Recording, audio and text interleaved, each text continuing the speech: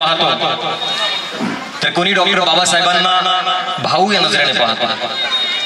Doctor Babasaheb आंबेडकरांनी अखिल विश्वामध्ये जे आपलं नातं निर्माण केलं, कोणी डॉक्टर बाबासाहेबांना आपला गुरु म्हणून पाहतो तर कोणी डॉक्टर बाबासाहेबांना आपला मित्र म्हणून पाहतो, तर कोणी डॉक्टर बाबासाहेबांना आपलं सगळं विश्व म्हणून पाहतो. आणि म्हणून अनिरुद्ध बनकर साहेब आहेत, त्यांचे फार सुंदर गीत आहेत आणि त्या गीतांच्या ओळीमध्ये तो कवी काय सुंदर लिहितो. डॉक्टर बाबासाहेब आंबेडकरांनी फक्त आपल्या या देशातच नव्हे तर अखिल विश्वामध्ये जे नातं निर्माण केलं ते नातं स्पष्ट करण्यासाठी ते गाणं, ते गीत ते कवीनं लिहिलंय. माझी आवाज जर तुमच्या काळजापर्यंत पोहोचत असेल तर मी तुमच्या टाळ्यांचा प्रतिसाद मग नंतर मागेन.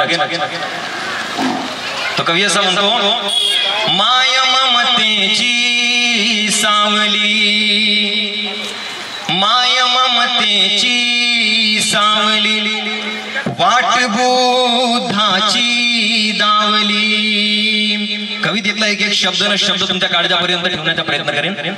माय ममतेची सावली, वाट बुद्धाची दावली, चिमुकल्या पाखरांना क्रांतीची जाग ही आली. चिमुकल्या पाखरांना क्रांतीची जाग ही आली. बादाही दिशातुनी, बादाही दिशातुनी दिसे तुझा रूपा. जो तो तुला बा म्हणतो माय बाप. जो तो तुला बा म्हणतो माय बाप.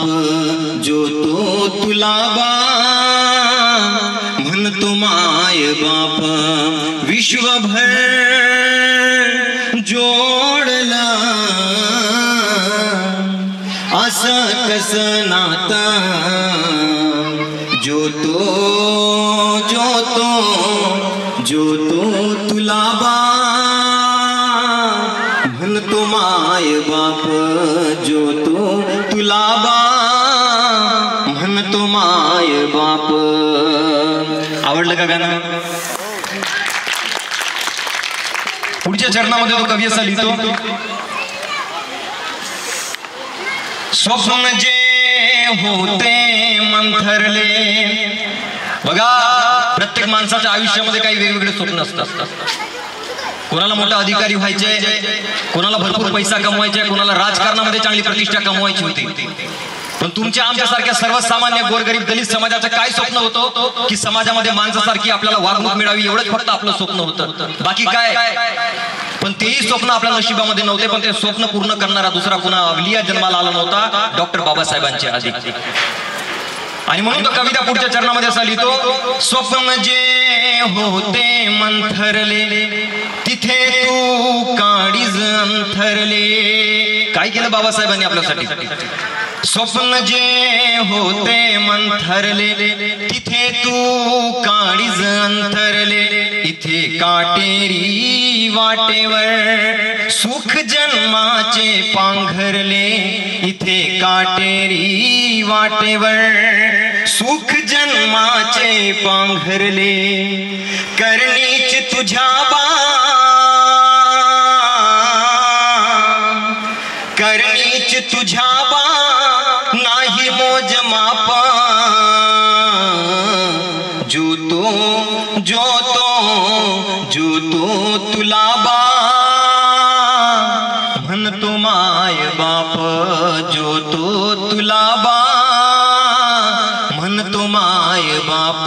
विश्वभर जोडला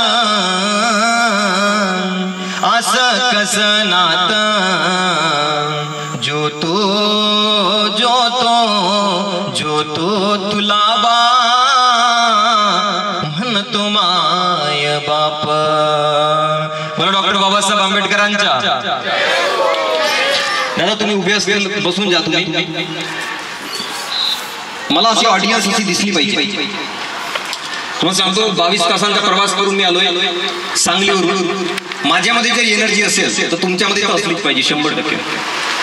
आणि म्हणून विनंती आहे की पुढच्या जो काही मी वेळ तुमच्या घेणार आहे, साधारण 1 ते 1.5 तासपर्यंत व्याख्यानाचे कार्यक्रम चालतंय, पण माझ्यावर विश्वास ठेवा, वेळेची फार जास्त किंमत करणारा माणूस आहे, म्हणून मी तुमच्या आयुष्यातला जास्त वेळ खराब करणार नाही.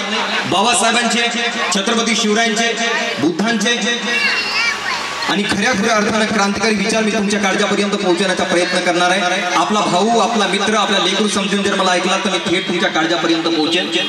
तर विनंती आहे की पूर्ण लक्ष देऊन मला तुम्ही ऐकाल.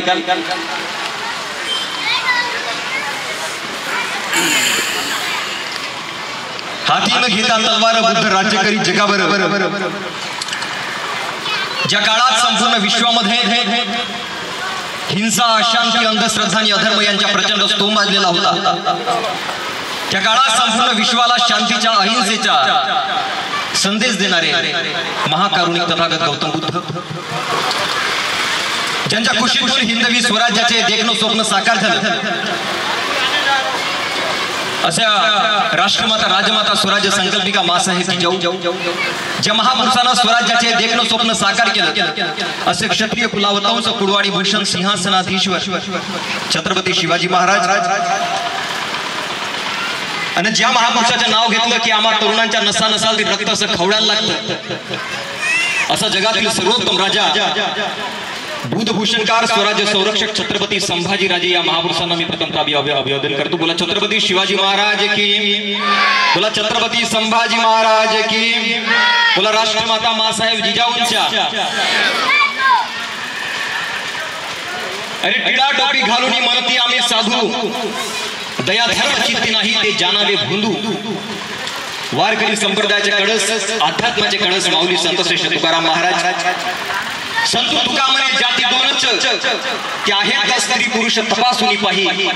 संत तुकाराम महाराजांचे विज्ञानवादी आणि अंधश्रद्धेवर वार करणारे आणि बुवा बापूला सळो की पडो करून सोडणारे, अभंगांना तारणारे संत संताजी जगणारे महाराज. पशु का होत पण या नरका कठीण होय, म्हणजे जनावरांच्या चामड्यापासून पायातले जोडे तरी बनवता येतात, जनावरांच्या चामड्यापासून पायातले जोडे चप्पल बनवता येतात, मग माणसाच्या चामड्याचा कुठं उपयोग, आपल्या चमडीचा कुठे उपयोग आहे. हे सांगताना संत कबीर असे म्हणतात, पशु का होत पण या नरका कचून होय, एक बार नर करणी करे तो नरका नारायण होय.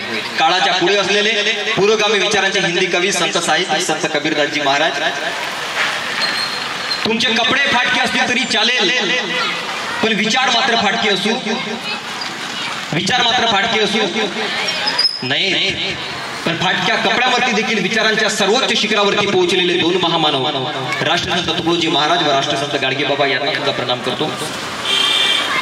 विद्येविना मती गेली, मतीविना नीती गेली, नीतीविना गती गेली, गतीविना वित्त गेले, वित्ताविना शूद्र खचले, एवढे अनंत एका विद्येने केले असं सांगून या अंधारात चाचपडलेल्या समाजात ज्ञानज्योती लावून शिक्षणाची ज्योत प्रज्वलित करणारे आणि जगात छत्रपती शिवाजी महाराजांची पहिली शिवजयंती 1869 साली साजरी करणारे क्रांतीसूर्य महात्मा ज्योतिबा फुले, स्त्री शिक्षणाच्या आद्य देविका माता सावित्रीबाई फुले, माता अहिल्याबाई होळकर, आरक्षणाचे जनक राजश्री शाहू महाराज.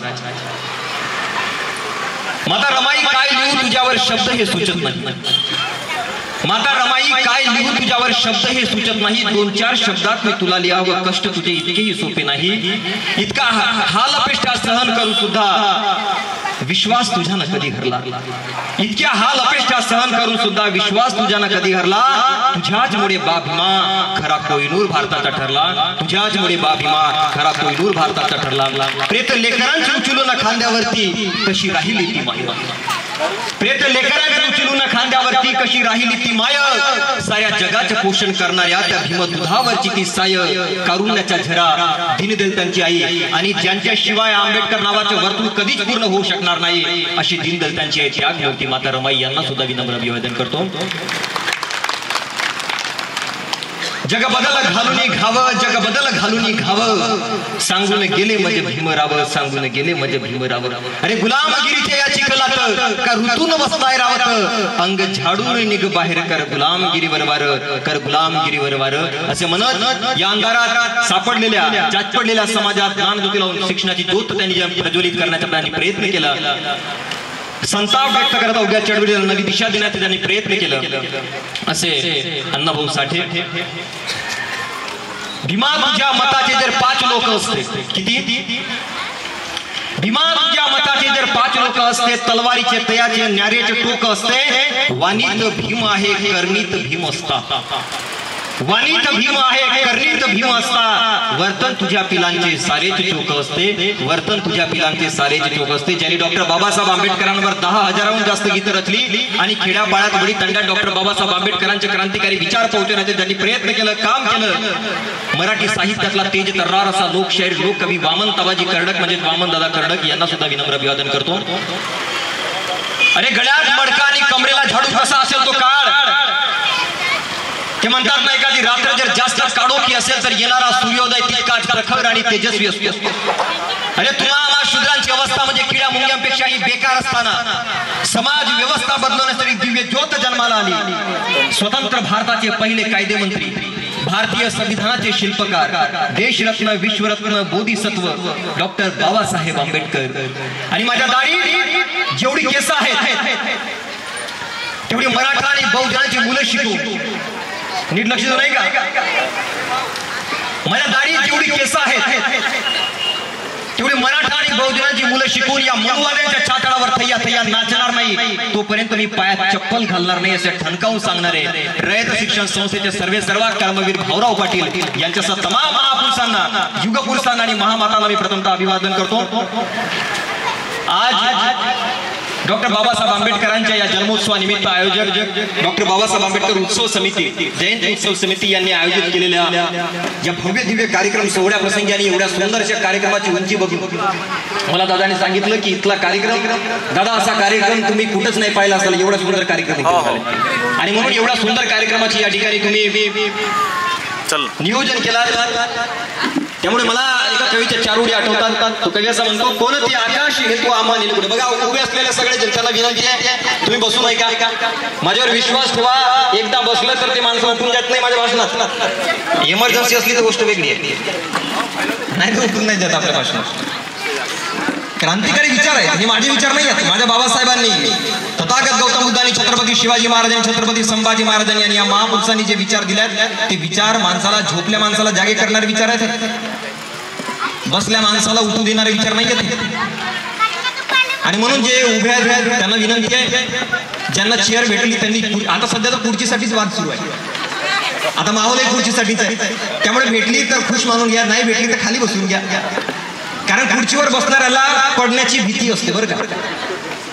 आणि असं म्हटलं गेलं की राजकारणाच्या खुर्चीचा एक पाय तुटलेला असतो, कधी पडेल काही सांगता येत नाही. महाराष्ट्रात राजकारण म्हटलं ना, राजकारण बोलताही नाही येत, आचारसंहिता आहे. तर आपण हा जो या ठिकाणी कार्यक्रम अतिशय सुंदर बाबासाहेब आंबेडकर जयंती उत्सव समितीने आयोजित केलेला आहे, हा भव्य दिव्य कार्यक्रमाची उंची बघून मला त्या कवीच्या 4 ओळी आठवतात. तो कवी असा म्हणतो, कोण ते आकाश हे तू आम्हा नेले कुठे, कोण ते आकाश हे तू आम्हा नेले कुठे, तू दिलेले पंख हे पिंजरे गेले कुठे, या भराऱ्या आमुच्या ही पाखरांची वंदना, भीमराया घे तुझ्या या लेकरांची वंदना, भीमराया घे तुझ्या या लेकरांची वंदना. आपण घेतलेला अतिशय सुंदर कार्यक्रम, विचारपीठावर जे सर्व वैचारिक मान्यवर्गण बसलेले होते, या ठिकाणी उपस्थित सर्व माझ्या सडसडत्या रक्ताच्या तरुण मित्र आणि मैत्रिणींनो, या ठिकाणी उपस्थित सर्व माझ्या जिजाऊ सावित्रीच्या रमाईच्या लेकींनो, या ठिकाणी उपस्थित सर्व माझ्या राष्ट्रसंत तुकाराम महाराजांच्या वारकऱ्यांना, या ठिकाणी उपस्थित सर्व शिवशाहू फुले आंबेडकरी विचारांच्या वारसदारांना, डॉक्टर बाबासाहेब आंबेडकरांच्या भीम अनुयायांनो, तथागत गौतम बुद्धांच्या बुद्ध प्रेमींनो, मी जितेंद्र माधवराव आसोले तुम्हा सर्वांना माझ्या हृदयाच्या देठापासून सप्रेम नमस्कार. जय जिजाऊ, जय शिवराय, जय संविधान, जय भीम, नमो बुद्धाय. बोला डॉक्टर बाबासाहेब आंबेडकरांच्या, डॉक्टर बाबासाहेब आंबेडकरांच्या, क्रांतीसूर्य महात्मा ज्योतिबा फुलेंच्या,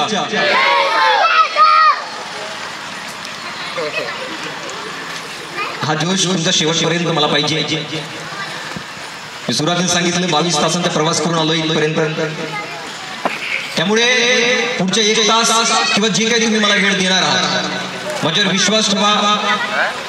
त्या संधीचं सोनं करण्याची ताकद ठेवतो आपल्या शब्दाच्या सामर्थ्यात. बघा एक दिवस एक लहानसं पोरग माझ्या घरी आलं, मी तो उदाहरण माझ्या YouTube चॅनलवर आपण जर व्हिडिओ बघितला असेल तर तिथं सुद्धा सांगितलंय.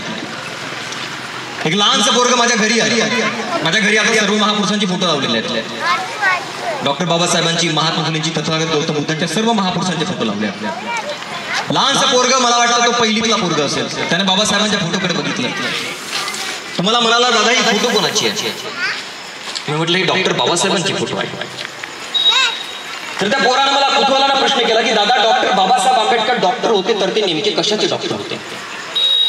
लहानसं पोरग कुतूहलाने प्रश्न केला, डॉक्टर बाबासाहेब आंबेडकर डॉक्टर होते तर ते नेमके कशाचे डॉक्टर? मी त्याला सांगितलं, बाबा रे, भविष्यामध्ये जर तू भरपूर शिकलास, एखाद्या विषयामध्ये जर तुला PhD मिळाली तर तुझंही नाव असं डॉक्टर पदवी लागेल. पण पहिलीचे पोरग त्याला काय समजणार? त्याला समजलेला डॉक्टरच्या नावाचा अर्थ काहीतरी वेगळा होता आणि त्याला सांगायचं होतं तो अर्थ काहीतरी वेगळा. त्याला डॉक्टर म्हणजे एवढंच माहित होतं, जो सुई देतो, जो इंजेक्शन देतो, लोकांचे आजार दूर करतो, तो डॉक्टर. मला त्याला त्या शब्दामध्ये विचारण्याचा प्रयत्न केला की जर डॉक्टर बाबासाहेब आंबेडकर डॉक्टर होते तर ते नेमके कशाचे डॉक्टर होते? मग मला त्याला त्या शब्दामध्ये सांगावं लागलं की डॉक्टर बाबासाहेब आंबेडकर डॉक्टर होते तर ते नेमके कशाचे डॉक्टर होते. मला असं वाटतं की सर्व समाजाला कळावं की डॉक्टर बाबासाहेब आंबेडकर खरे डॉक्टर होते तर ते नेमके कशाचे डॉक्टर होते. नीट लक्ष देऊ नये का? डॉक्टर बाबासाहेब आंबेडकर डॉक्टर होते तर ते नेमके कशाचे डॉक्टर होते? डॉक्टर बाबासाहेब आंबेडकर म्हणजे मुर्द्यालाही जिवंत करून अन्यायाविरुद्ध पेटवणारे डॉक्टर होते. डॉक्टर बाबासाहेब आंबेडकर म्हणजे या देशाला झालेला जातीयतेचा कॅन्सर, कशाचा?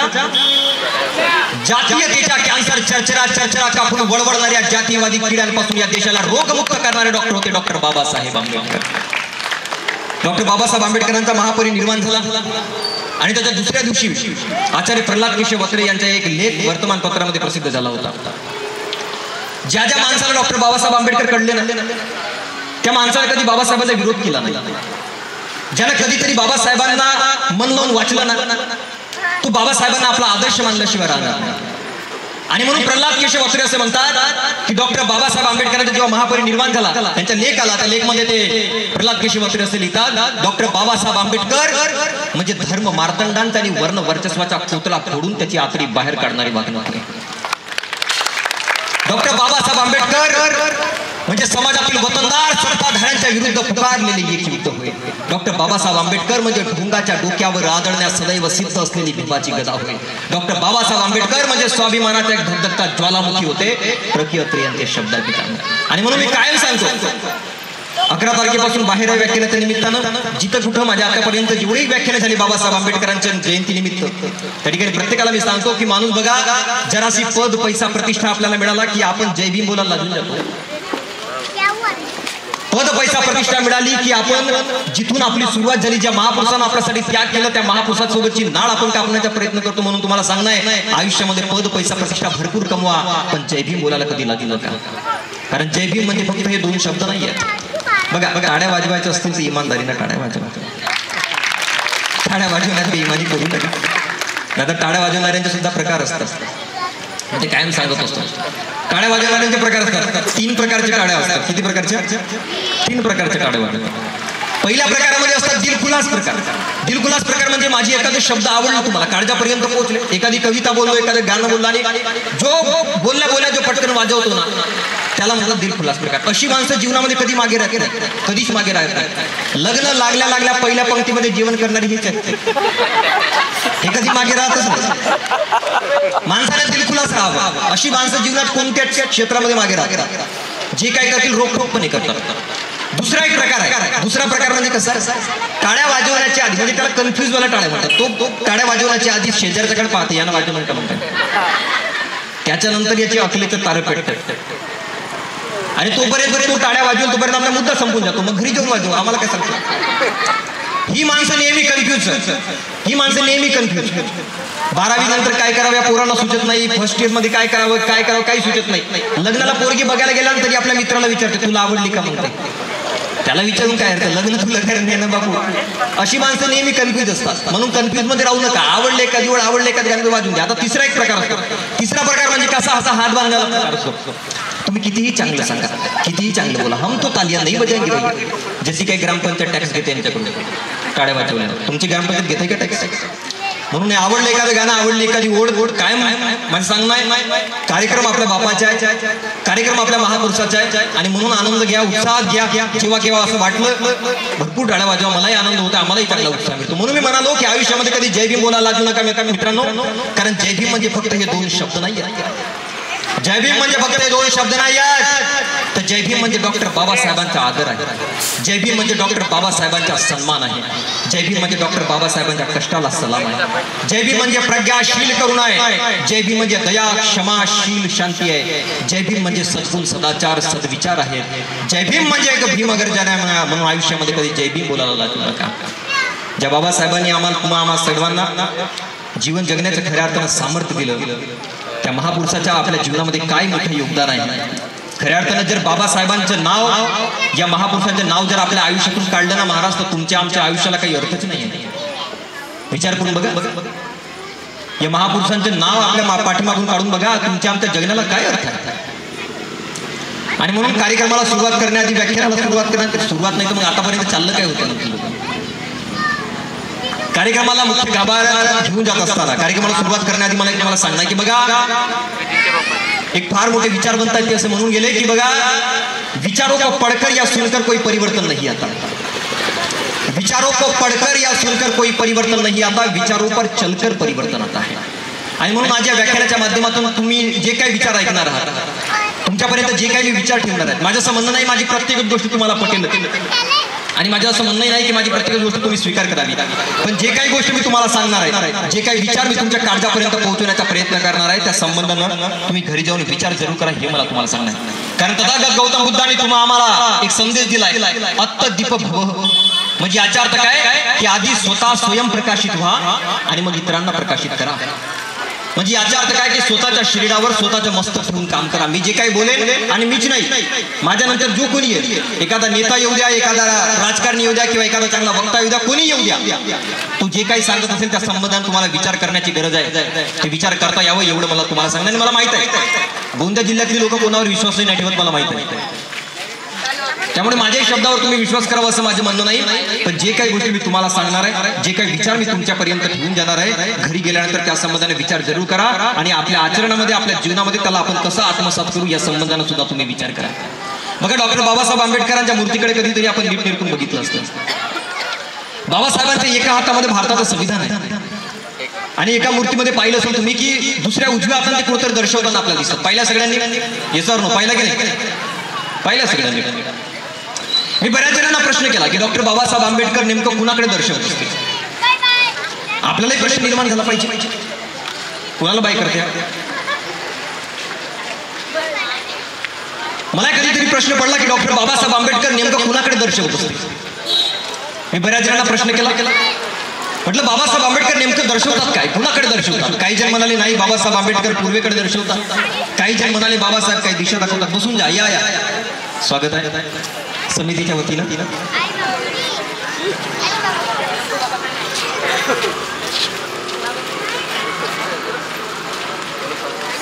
पुण्याला कार्यक्रम होता माझ्या वाकडला, तिथे सेम सिच्युएशन, गाड्यांची ये जा सुरू, बोलावं काय, लोक तिकडे गाड्यांकडे पाहत होते. तर डॉक्टर बाबासाहेब आंबेडकरांच्या बाबतीमध्ये जेव्हा सांगितलं जातं, मी विचारलं कोणाकडे दर्शवतात. काही जण म्हणाले नाही पूर्वेकडे दर्शवतात, काही जण म्हणाले पश्चिमेकडे दर्शवतात. पण त्याच्या खराखुरा अर्थ आज मी तुम्हाला सगळ्यांना सांगण्याचा प्रयत्न करतोय की बाबासाहेब आंबेडकर ज्यांच्या एका हातामध्ये भारताचं संविधान आहे आणि दुसऱ्या उजव्या हाताने ते कुठेतरी दर्शवत असतात, ते ना तर पूर्वेची बाजू दर्शवत नाही, ना तर ते पश्चिमेची बाजू दर्शवत नाही. डॉक्टर बाबासाहेब आंबेडकर नेहमी आपल्याला समोरची बाजू दर्शवतात. का? कारण समोर असतो आपला भविष्य, समोर आहे. आणि काही जण म्हणतात दिल्लीकडे दर्शवतात, 100% बरोबर आहे, कारण दिल्लीमध्ये आपलं भविष्य होतं. डॉक्टर बाबासाहेब आंबेडकर म्हणजे आपल्या देशातले प्रखर नेतृत्व असलेले व्यक्तिमत्व होते. त्यांनी नेहमीच भारताच्या भवितव्याविषयी विचार केला आणि ते आपल्याला आजही सांगतायत, पोरांनो भविष्याकडे चला आणि पहिल्यांदा स्वतःचं भविष्य बनवा. तुम्ही ज्याही क्षेत्रामध्ये असाल, राजकारणात असाल, समाजकारणात असाल, नोकरशाहीमध्ये असाल, ज्या कोणत्या क्षेत्रामध्ये असाल, त्या क्षेत्रामध्ये राहून तुम्ही स्वतःचा एक ध्येय कसे गाठता, बाबासाहेबांचे महापुरुषांचे विचार तुम्ही आपल्या समाजापर्यंत कसे पोहोचवता, हा सगळ्यात मोठा ध्येय तुमच्याकडे असला पाहिजे. मी बऱ्याच लोकांना पाहिलं राजकारणामध्ये येतात, नोकरी करायला येतात, कशासाठी? पद, पैसा, प्रतिष्ठा मिळावं यासाठी महाराज. पण या महापुरुषांचे विचार सर्वसामान्य लोकांपर्यंत पोहोचावे असे त्यांचे मात्र विचार नसतात. म्हणून आयुष्यात एक ध्येय ठरवायला शिका. महात्मा फुले म्हणायचे, परवाला त्यांची जयंती आपण मोठ्या उत्साहात साजरी केली. महात्मा फुले असं म्हणायचे की ध्येय नसलेली माणसं ही साबणाच्या फेसासारखी असतात. साबणाचा फेस पाहिलाय सगळ्यांनी. ज्या माणसांचा ध्येय असतो त्यांची हालत साबणाच्या फेसासारखी असते. थोड्या वेळासाठी दिसतात आणि मग नाही होऊन जातात. आणि म्हणून तुम्हाला सांगणार आयुष्याचा चांगला मोठा ध्येय ठेवायला शिका. डॉक्टर बाबासाहेब आंबेडकर असे म्हणतात की माणूस जगतो, शिक्षण घेतो, पैसे कमवतो आणि मरून जातो. तुमच्या आमच्या आयुष्याचं ध्येय बघा ना. बाबासाहेबांनी काय सुंदर सांगितलं, माणूस जगतो, शिक्षण घेतो, पैसे कमवतो आणि मरून जातो. माणूस जगतो कमवण्यासाठी, कमवतो खाण्यासाठी, खातो जगण्यासाठी, तरी शेवटी त्याला मरावंच लागतो. आणि निवड मरण्याच्या भीतीने जर तुम्ही जगत असाल तर तुमच्या आजाच मेलेलं बरं का. कारण परिवर्तनाच्या चळवळीत काम करणारी माणसं, शाहू फुले आंबेडकरी चळवळ म्हणजे परिवर्तनाची चळवळ आहे. आणि या परिवर्तनाच्या चळवळीत काम करायला भिणारी माणसं ही जिवंतपणीच मेलेली असतात. आणि परिवर्तनाच्या चळवळीत काम करणारी माणसं मेल्यावरही जिवंत राहतात. निवड खा प्या आणि मजा करा यासाठी तुम्ही जीवन जगत असाल तर तुमच्या आजच मेलेलं बरं. डॉक्टर बाबासाहेबांचे शब्द आहेत. आणि म्हणून त्या महापुरुषाचे विचार आपण आपल्या जीवनामध्ये कसे आत्मसात करू, सर्वसामान्य लोकांपर्यंत कसं पोहोचू, हे सगळ्यात महत्त्वाचं तत्वज्ञान आहे. डॉक्टर बाबासाहेब आंबेडकरांच्या जीवनचरित्रातून काय तुम्हाला देऊ नये, जितकं तुम्हाला वेचता येईल तितकं वेचून घेण्यासारखं बाबासाहेबांच्या चरित्रातून आपल्याला आहे. डॉक्टर बाबासाहेब आंबेडकर असे म्हणतात, बाबासाहेबांच्या जीवनातला एक धनंजय कीर साहेबांनी लिहिलेलं फार सुंदर एक आत्मचरित्र आहे. त्या आत्मचरित्रामध्ये धनंजय कीर साहेबांनी त्या ठिकाणी लिहिलं आहे की डॉक्टर बाबासाहेब आंबेडकरांचा एक मुलगा होता राजरत्न नावाचा. लक्ष देऊ नये का.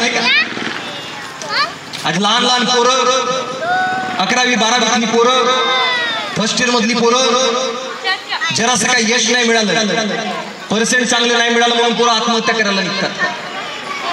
नोकरी नाही मिळत म्हणून पोरं डिप्रेशन मध्ये जाऊन आत्महत्या करतात. अरे एखाद्या पोरीनं प्रेम मान्य केलं नाही म्हणून पोरं आत्महत्या करायला निघतात. तुम्हाला सांग नाही भाऊ, तुम्ही बाबासाहेबांच्या चरित्र कधीतरी उडून बघा. त्या महापुरुषाच्या आयुष्यामध्ये काट्याची वाट कशी असते तुम्हाला समजेल. ज्या महापुरुषानं अखिल संपूर्ण आयुष्यामध्ये दुःख यातना भोगल्या, त्या महापुरुषाचं चरित्र वाचणारा माणूस कधी आत्महत्येच्या विचार त्याच्या मनामध्ये येत नाही. डॉक्टर बाबासाहेब आंबेडकरांचा एक मुलगा होता राजरत्न नावाचा. आणि त्या राजरत्नाची अचानकच अशी मृत्यू झाली. आणि नेमकं त्याच दिवशी बाबासाहेबांना गोलमेज परिषदेसाठी लंडनला जायचे होते. बाबासाहेबांनी बॅग केलं दोन्ही हातामध्ये. बाबासाहेबांच्या बॅग होत्या समोर. बाबासाहेब ज्याला निघाले तेवढ्यातच त्यांच्या भाऊ त्यांच्याकडे धावत आला आणि म्हणाला, भीमा तुझ्या लेकरू नाही राहिलं रे आता. भीमा तुझ्या लेकरू नाही राहिलाय आता. काय वाटलं असेल हो त्या बापाला. अरे तुमच्या आमच्यासारख्या सर्वसामान्य लेकरांचा बाप असला असता आपल्या लेकरासाठी फेकून दिली असते दुनियाभरातली कामं. पण त्या बापाचे अंतकरण बघा. त्या दिवशी बाबासाहेबांच्या डोळ्यामध्ये अश्रू होते, अश्रू तळडले, काळजाचा ठोका चुकला. पण बाबासाहेबांनी एका मिनिटाला विचार केला. डोळे बंद करून आपले अश्रू पुसले.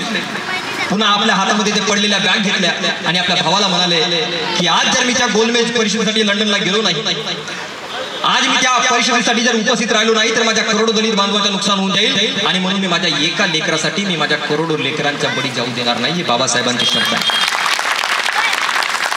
बाबासाहेबांनी जेवढ्या हाल अपेष्टा सहन केल्या, जेवढ्या यातना भोगल्या, मला नाही वाटत की भारतातलाच काय विश्वातल्या कोणत्याही नेत्याने तेवढ्या यातना भोगल्या असतात. बाबासाहेब आंबेडकरांचा अजून एक मुलगा होता गंगाधर नावाचा. आणि बाबासाहेबांना झालेल्या सर्व मुलांपैकी सगळ्यात जास्त लाड, सगळ्यात जास्त प्रेम त्या गंगाधरवर बाबासाहेबांचा होता. बाबासाहेबांना गंगाधरवर खूप अपेक्षा होत्या. बाबासाहेबांना कायम असं वाटायचं की माझे अपुरे राहिलेले जे काम आहेत, माझे अपुरे राहिलेले जे स्वप्न आहे, दुसरा कोणी पूर्ण करू शकणार नाही, तो फक्त गंगाधर पूर्ण करणार. पण बघा ना, काळानं त्याच्यावर सुद्धा झडप घातली. गंगाधरचं सुद्धा अकाली मरण झालं. आणि त्यावेळी बाबासाहेबांची अवस्था बघा. बाबासाहेबांच्या खिशामध्ये एक रुपया सुद्धा नव्हता. लोक आली म्हणाली, बाबासाहेब प्रेतावर झाकण्यासाठी कापडा लागतोय, पैसे द्या, कापडा आणतो. त्या दिवशी बाबासाहेबांच्या खिशात साधा रुपया सुद्धा नव्हता. तेव्हा माझ्या रमाईनं स्वतःच्या साडीचा पदर फाडला आणि त्या लेकरावर ते प्रेत झाकण्यात आलं आणि मग त्याच्यानंतर अंत्यक्रिया करण्यात आली. म्हणून म्हणतो बाबासाहेबांनी जेवढ्या हाल अपेष्टा, जेवढ्या यातना सहन केल्या, तरी बाबासाहेब म्हणायचे, बाबासाहेबांचे कायम शब्द होते. ते असे म्हणायचे की माझ्या विरोधकांनी मला दाबण्याचा लाख प्रयत्न केला, मला थांबवण्याचा, मला पाडण्याचा, मला हरवण्याचा लाख प्रयत्न केला, पण ते विसरले की मी एका बीजासारखा. आणि बीजाचा गुणधर्म आहे, बीजाला तुम्ही जितक्या आज जमिनीमध्ये गाळाल तेवढा विशाल वृक्ष बनून मी बाहेर पडेल. अरे जितक्या हाल अपेक्षा मला सहन करायचं असतील तेवढा मी सहन करेन. मी मोडेन, मी मरेन, मी मार खाईन, पण मी वाकणार नाही. ही बाबासाहेबांची जिद्द होती आणि ती जिद्द बाबासाहेबांनी कायम टिकवून ठेवली, कायम. अरे आज जरासा पद नाही मिळत म्हणून भाऊ या पक्षातून त्या पक्षामध्ये लोक उड्या घेतात. महाराष्ट्राचे राजकारण असो किंवा देशाचे राजकारण असो, एक साधं पद मिळत नाही म्हणून बघा एखादा माणूस जर पक्ष चेंज करत असेल ना तर दोनच कारण आहे, एक तर भीती, नाहीतर दुसरं लालच. भीती कशाची? काही ना काहीतरी आपण केलंय मागे, भीती आहे म्हणून आपण पक्ष चेंज केला, नाहीतर आपल्याला पद नाही मिळाला, मंत्रीपद नाही मिळाला म्हणून लोक चेंज करतात. अरे विचार करा, त्या काळामध्ये डॉक्टर बाबासाहेब आंबेडकरांनी मंत्रिपदाला लात मारली होती हो. मंत्रिपदाला काम पूर्ण झालं नाही म्हणून, हिंदू कोड बिल मान्य झालं नाही म्हणून डॉक्टर बाबासाहेब आंबेडकरांनी कायदे मंत्रिपदाचा राजीनामा दिला होता. आताची मंत्री देऊ शकतात का? राजकारणात पक्ष चेंज करणारी जेवढी मंडळी आहे, मी गरिबांसाठी पक्ष चेंज केलो असं कोणी म्हणतंय का? लोकांची गरिबी दूर करता करता हे अमीर होऊन राहिले, आमची गरिबी तशीच राहिली. आणि म्हणून डॉक्टर बाबासाहेब आंबेडकरांचे आदर्श आपल्या डोळ्यांसमोर ठेवा. जे उद्देश, जे ध्येय ठेवून तुम्ही आपल्या समाजापर्यंत पोहोचताय, जे कार्य करताय, तो ध्येय कधी विसरू नका. ज्या महापुरुषांनी तुम्हाला सगळ्यांना जगण्याचा अधिकार दिलाय, ते विचार आपण सर्वसामान्य लोकांपर्यंत कसं पोहोचू, हा सगळ्यात मोठा ध्येय तुमच्या जीवनामधला असला पाहिजे. आणि म्हणून डॉक्टर बाबासाहेब आंबेडकर असे म्हणतात की आपल्या आयुष्यामध्ये किती हाल अपेष्ट आल्या. बघा ना, डॉक्टर बाबासाहेब आंबेडकर म्हणायचे की अरे कधी साधा ब्रेड जरी खातो म्हटलो, साधा ब्रेड जरी खातो म्हटलो तरी खिशामध्ये पैसे नसायचे. मग आपल्याला एवढं मोठं शिक्षण पूर्ण करायचं आहे, भरपूर पुस्तकं विकत घ्यायचे, विदेशामध्ये जाऊन शिकायचे, कुठून पैसे येणार? पण बाबासाहेब आंबेडकर नेहमी असे म्हणायचे की माझ्यामधला ध्येय, माझ्यामधली जिद्द ते कायम होती. बस हम चलते गए, काफिला बनता गया, लोक मिलते गए, स्वप्न पूर्ण होत गेली. आणि म्हणून तुम्हाला सांगणार, आयुष्यामध्ये जर तुम्ही कुठे खचलात, कुठं पडलात, एखादा अपयश आला, आज मी पाहतोय साधं पर्सेंट नाही मिळत म्हणून पोरं आत्महत्या करतात. माझी एक मैत्रीण होती, 99.7% 10वीला, काही कमी आहे 99.7. आता तिकडे गेली ना, ही अशी हिरमुसला रडत बसली होती. मला असं वाटलं आनंदाची असू असतील 99 पण एवढे ते लायबावाले किटाणू नाही मारत, तेवढीला पर्सेंट भेटले 99.7. मी म्हटलं रडतेस कशाला, म्हटलं मला वाटलंय आनंदाची असू असतील. ती म्हणे माझे 2 मार्क कपले कुठं, म्हणे मला याचं दुःख आहे.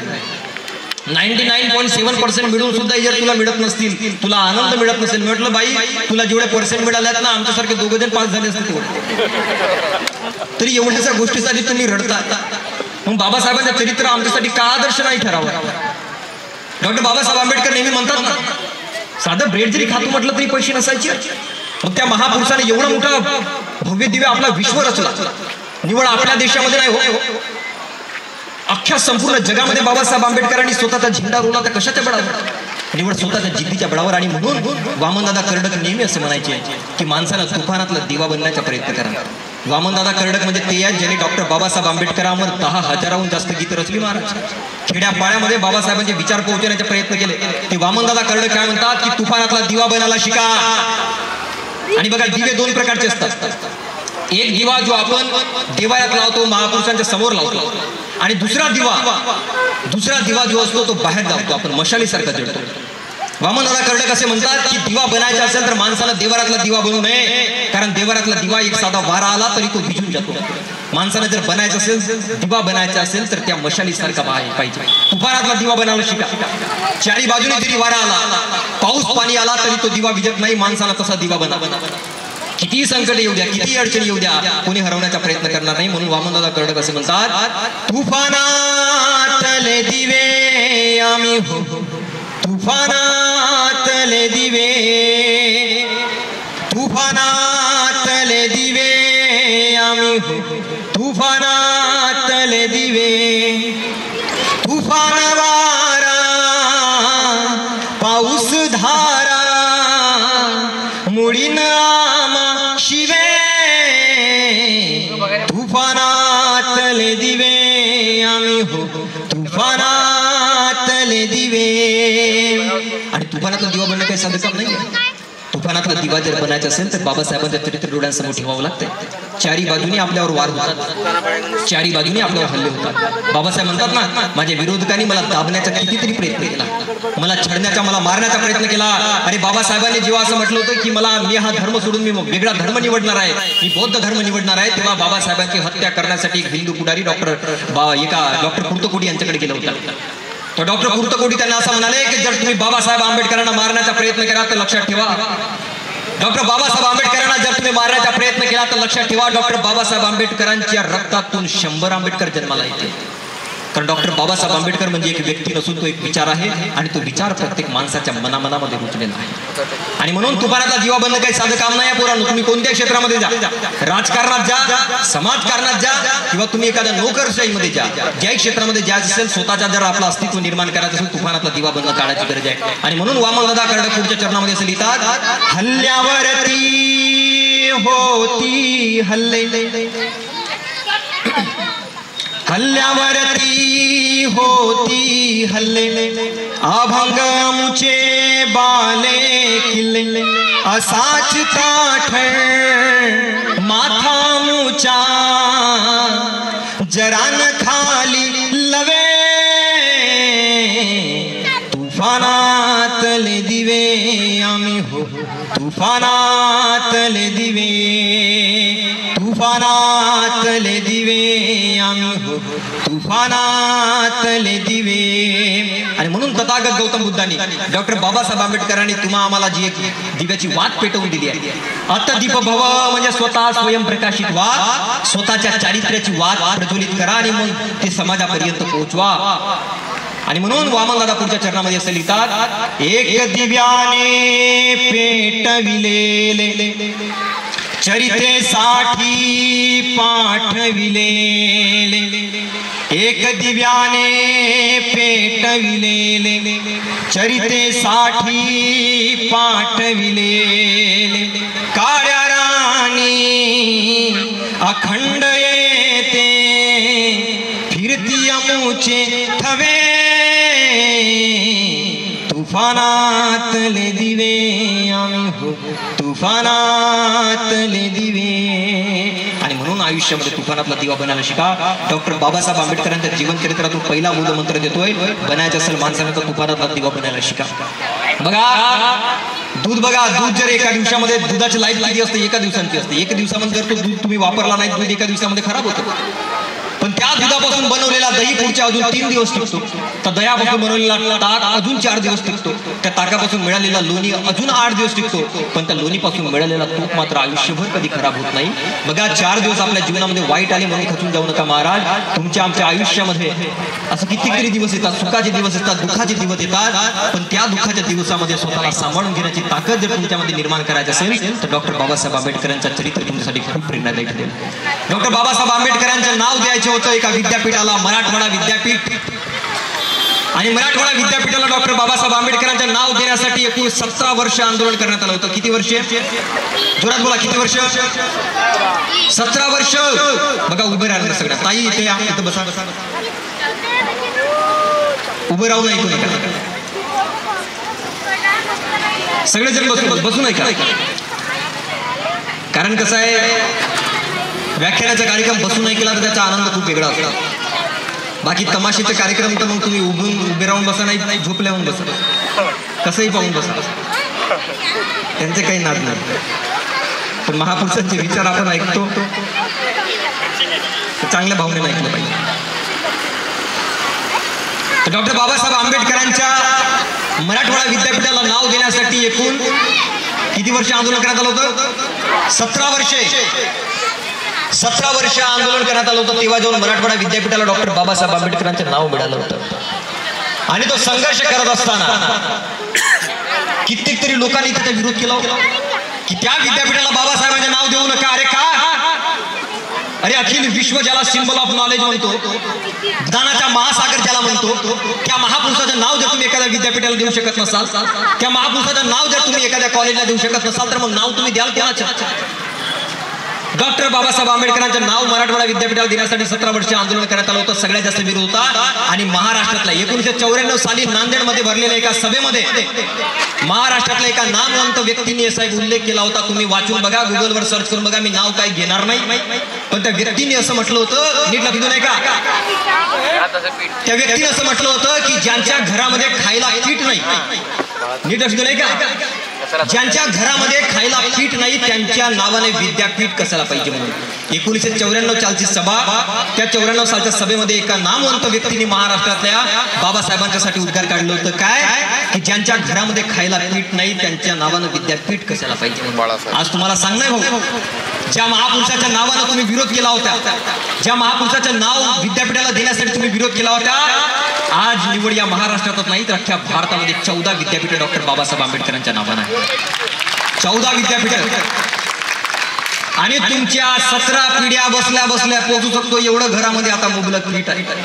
त्यामुळे बाबासाहेबांना कधी नाद करू नका. आणि निवड आपल्या देशामध्येच नाही तर जगभरातल्या 159 देशामध्ये डॉक्टर बाबासाहेब आंबेडकरांची जयंती साजरी केली जाते.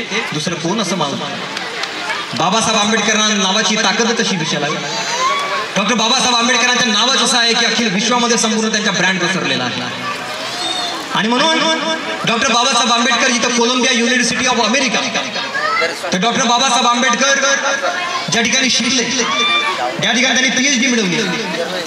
तिथल्या एका समितीनं, त्या विद्यापीठाच्या समितीने एक अहवाल जाहीर केला. कोणता की गेल्या 300 वर्षांच्या इतिहासामध्ये, हॅलो माझ्याकडे लक्ष द्या, काय जेवण झालं सगळ्यांचं, चुलीवर काही मांडला तर नाही, शहरामध्ये चुली राहत नाही, गॅसवरचं काम आहे.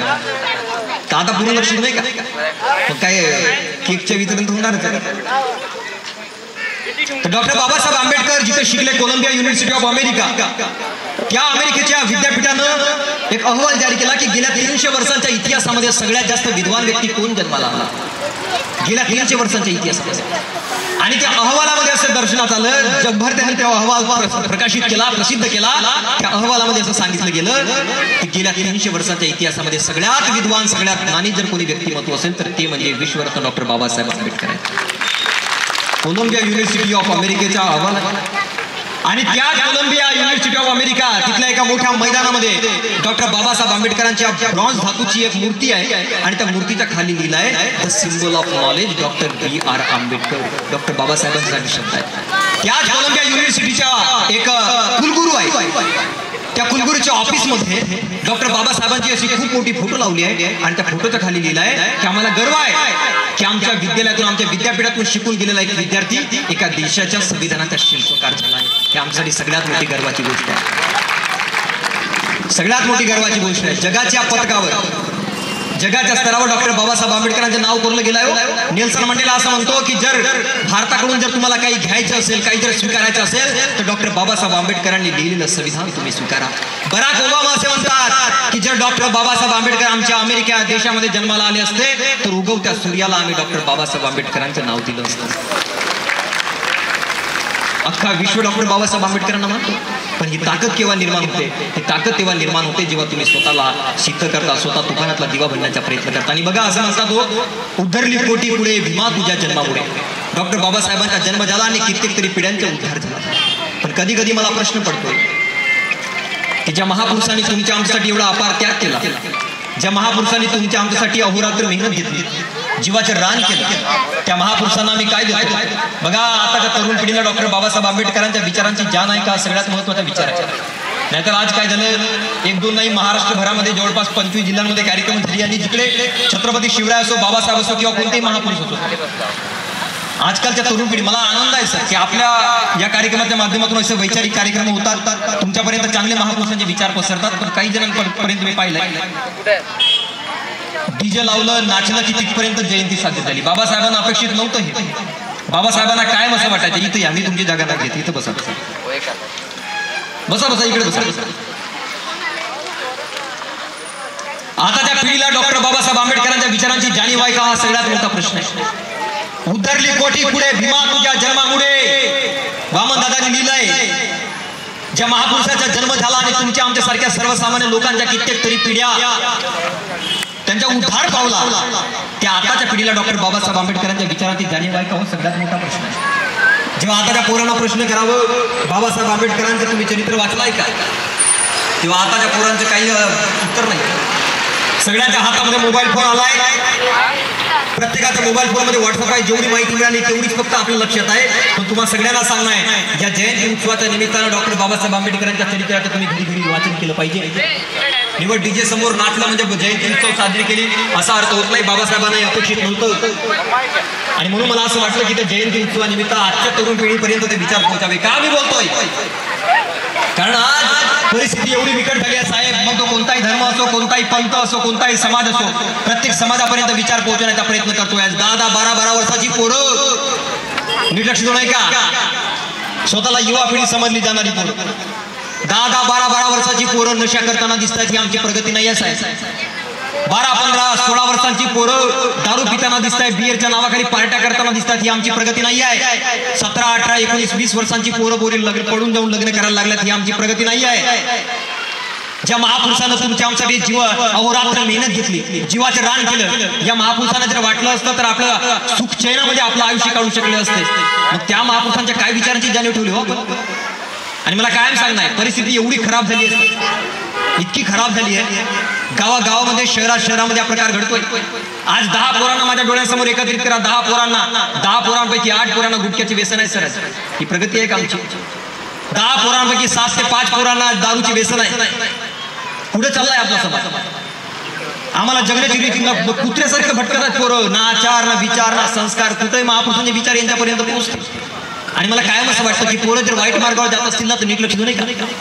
पोरं जर चुकीच्या मार्गाला लागल्या तर यामागे त्या पोराचा दोष नाही, यामागे 3 गोष्टी जबाबदार आहेत. किती जोरात बोला, किती? जमलं तर घरी गेल्यानंतर ही लिहून ठेवा. मी जे काही बोलतोय ते डोक्यामध्ये जास्त काय राहणार नाही. मला माहित आहे कार्यक्रम संपला, केक खाल्ला की घरी झोपला की उद्या काय काही लक्षात राहणार नाही. आवडले का दिवस घरी जाऊन गेली.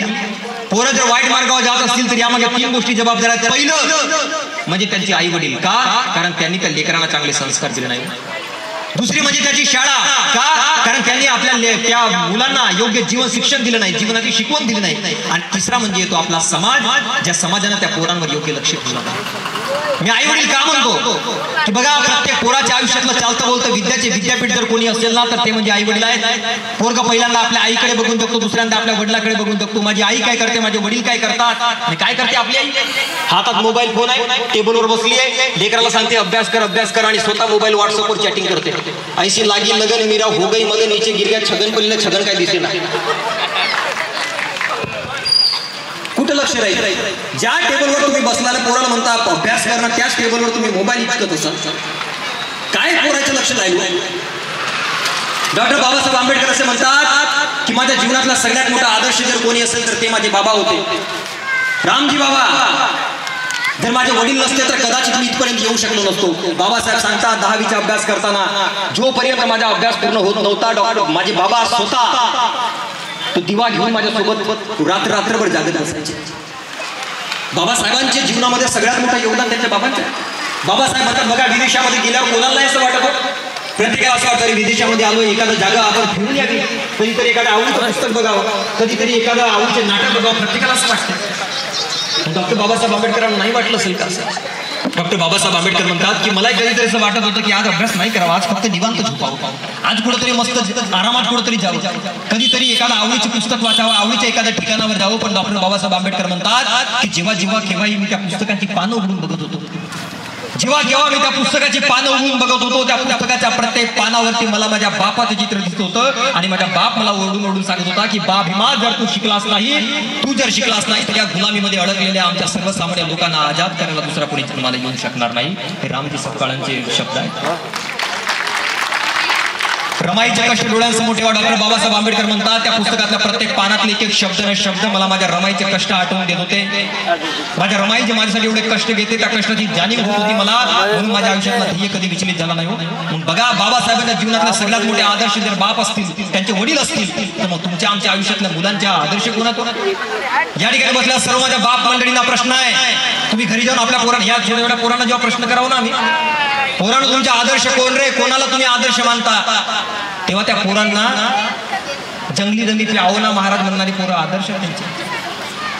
बोलो जुबा केसरी म्हणणारे आदर्श आहेत त्यांचे. बनियान काढून हिंडणारे जे स्वतःला आयडल मानतात त्यांचे आदर्श आहेत या पोरांचे. पण स्वतःची बनियान फाटेपर्यंत कुटुंबासाठी कष्ट घेणार त्यांचा शेतकरी बाप त्यांना आदर्श वाटत नाही. सगळ्यात मोठी शोकांती आहे लेकरांसाठी.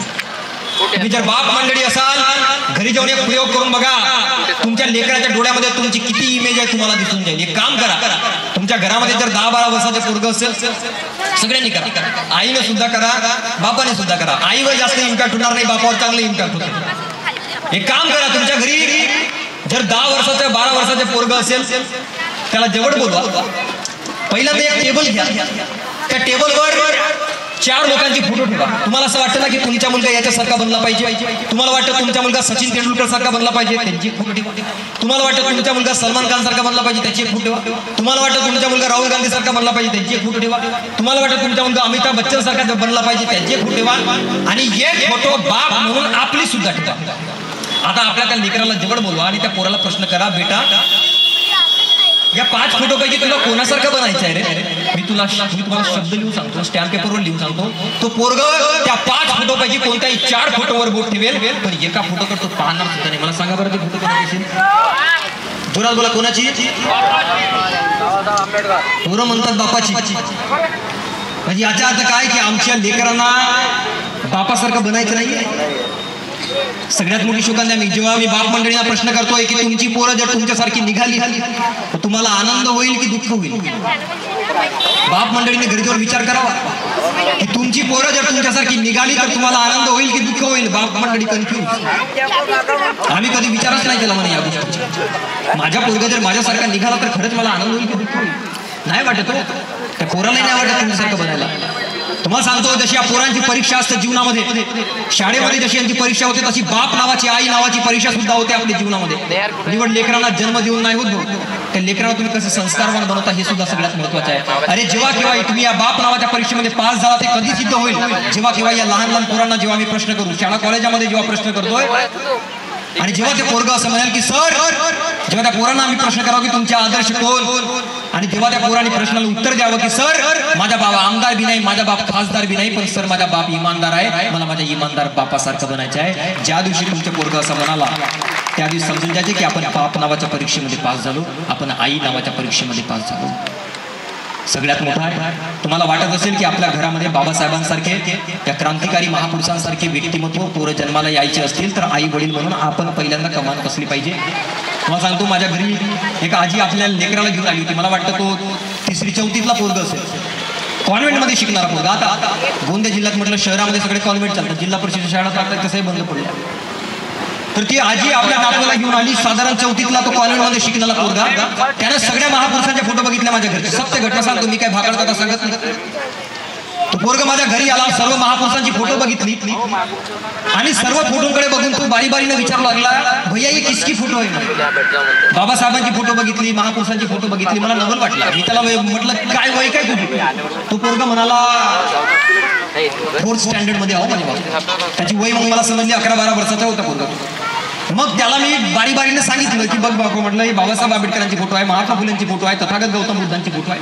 तेवढ्यातच त्याची आजी बाहेर आली. ती म्हणाली, दादा म्हणे याच्यासोबत मराठीत बोला नको म्हणे, हिंदीमध्ये बोला म्हणे, हिंदी मराठीला समजत नाही. मी त्याला म्हटलं, माय आपल्या लेकराला सगळ्या गोष्टी शिकवलीस म्हटलं, तू जे नाही पाहिजे होतं ते सुद्धा शिकवलीस म्हटलं, मराठी सोडून हिंदी शिकवलीस म्हटलं, पण ज्या महापुरुषाच्या कारणानं तुमच्या आमच्या जीवनामध्ये अस्तित्व आहे.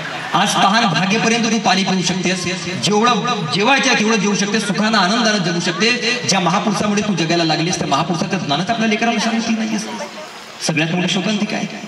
आणि म्हणून तुमच्या घरामध्ये जर लहान लहान पोरं असतील त्यांना जवळ बसवा, त्यांना आपल्या मांडीवर बसवा आणि बाबासाहेबांच्या फोटोकडे बोट दाखवत म्हणा की लेकरा एक गोष्ट लक्षात ठेव, एक गोष्ट लक्षात ठेव, अरे जन्म जरी तुला आम्ही दिला असला तरी तुझ्या, माझ्या आणि आपल्या सगळ्यांचा बाप माणूस म्हणजे एकच, ते म्हणजे डॉक्टर बाबासाहेब आंबेडकर. हे आम्हाला आपल्या लेकरांना सांगता आलं पाहिजे. काळ एवढा विचित्र आलाय. तुम्हाला वाटत असेल मी माझ्या शाळेमध्ये पाठवतो, एवढं पैसे खर्च करतोय म्हणजे माझ्या पोराला चांगलं शिक्षण भेटतंय. या गोष्टीवर विश्वास ठेवू नका. कारण आता तुम्ही शाळेतले पुस्तक उघडून बघा, बाबासाहेबांचं चरित्र 4 ओळीमध्ये लिहिलंय, छत्रपती शिवरायांचं चरित्र 5 ओळीमध्ये लिहिलंय. काय त्यांना समजणार? घराघरामध्ये बाबासाहेबांचं चरित्र ठेवा, संविधानाचं पुस्तक घरामध्ये ठेवा, ग्रामगीतेसारखा ग्रंथ ठेवा. तुमची पोरं कशी संस्कारवान होत नाही मी पाहतो. मी इकडे अकोल्याला एका कार्यक्रमाला होतो आणि ज्या ठिकाणी माझा कार्यक्रम होता तिथं माझी थांबण्याची व्यवस्था एका मावशीच्या घरी करण्यात आली होती. आणि त्या मावशीचे घर मी एवढा पाहिलं, एवढा सुंदर घर होता. मला असं वाटतं की प्रत्येकाच्या जीवनातलं स्वप्न असते असं घर बांधायचं, एवढा सुंदर घर. आणि त्या घरावर बाबासाहेबांची सही होती. बाबासाहेबांची सही पाहिली तुम्ही? आता पाहिलं सगळं टी शर्टवर बाबासाहेबांची सही येते. तर बाबासाहेबांची सही त्या घरावर होती, खूप सुंदर सही. मी त्या मावशीला म्हटलं, मावशी घराला शोभेल म्हणजे बाबासाहेबांच्या सहीला शोभेल एवढं सुंदर घर बांधलं तुम्ही म्हटलं. ती मावशी खडखडून हसली, खडखडून हसली. आणि ते होतं एक गाणं आहे बाबासाहेबांच्या जीवनावर आधारित, आम्ही खातो त्या भाकरीवर बाबासाहेबांची सही आहे र, पण आम्ही राहतो त्या घरावर बाबासाहेबांची सही आहे र, असं गाणं लिहिणं आणि गरजेचं पडेल. मी त्या मावशीला जेव्हा म्हटलं, मावशी खडखडून हसल्या आणि त्या मावशी म्हणाल्या की पोरा म्हणे बघ, आम्ही आमच्या आयुष्य शिळ्या भाकरीवर काढलं म्हणे. जे काही भेटलं कधी कधी 2-2 दिवस उपाशी राहून आम्हाला काम करावं लागलं म्हणून. पण माझे पोरग, त्यांचा एक पोरगा अकोल्यामध्ये शिक्षक होता, त्यांची एक मुलगी जालन्यामध्ये शिक्षिका होती. ही पोरं चांगली निघाली.